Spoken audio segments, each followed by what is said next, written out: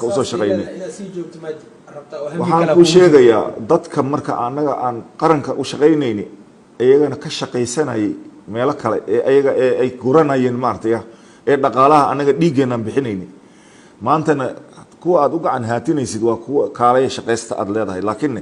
wadanka dad usoo shaqeeyay iyo ninka shaqeysan raba la kala yahay anaga waan usoo shaqeynay wadanka kama soo shaqeysan marka mushahar baa la qaadanaa la yiri iyo xamar waa nabad baabuur baa lagu wadan karaa iyo guryaha ma aragtay ee waa yaani guryaha waa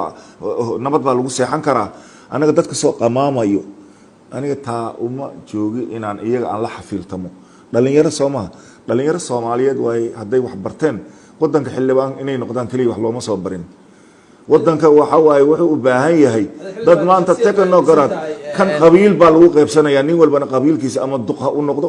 ama naag ha u noqoto ama nin ha u noqdo arin nin walba uu ka hadli kara ma aha reerka iska leh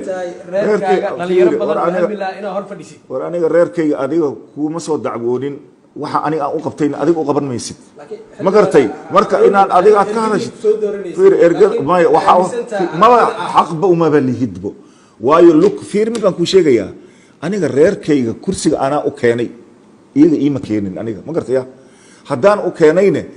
kuma aniga shaqaysanin ayagan ugu shaqeey waayo deegaankan ka soo jeedo mareer Zabiid Caano la Moordina Rakhayl Balad Aamin jidadka maanta ayaga loo sameeyay iyo solarka ka baxayo iyo macaahidiyada aan iraado iskuulada iyo maxal la jir MCH-yada ya dhalinyarada koonfur galbeed madaxweynaheeda lafta gareen khayr Allah siiyo hadalka ay u celinin ana ku sheegayaa inta aniga aan dadkayga aniga aan u qabtay you have to go there mana loo keenayo waaxid oo asan oo dhigala ma gartay oo indhala ayaga ka jecel am professor you know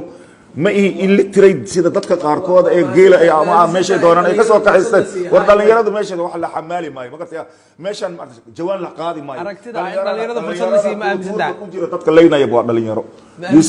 adiga kuwaas inaad tahay inta yaal bal waxa laga garanay ma aaminsantaa fursad la siiyay hadii aad u maleynaysid cilmi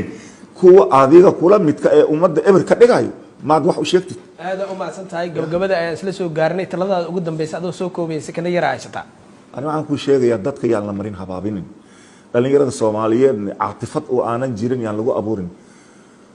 wiil yaro oo double batch ma artay oo asaga oo 14 jir ah wata oo laba jiraan jaamacad ka baxay dhalinyarada loo baahan yahay kuwaas ma wadanka dhalinyaro waa u baahan yahay dhalinyaro wax baratay ee buuxin karta waxa meesha yaalo laakiin wadanka aqliga iyo khibradda ha laga raro dad aanan bari iyo galbeed kala saari karin hala keeno dadka siyaasadaha ee dibadaha laga keenay way laakiin hadaad wadamada adiga ku dhiibay haweenka hala badiyo dhalinyarada hala yar hadaad tagtid Pentagonka waxaad ka helaysaa dagaalkii labaad ee adduunyada kuwii saraakiisha ka ahaa ee dagaalkii labaad adduunka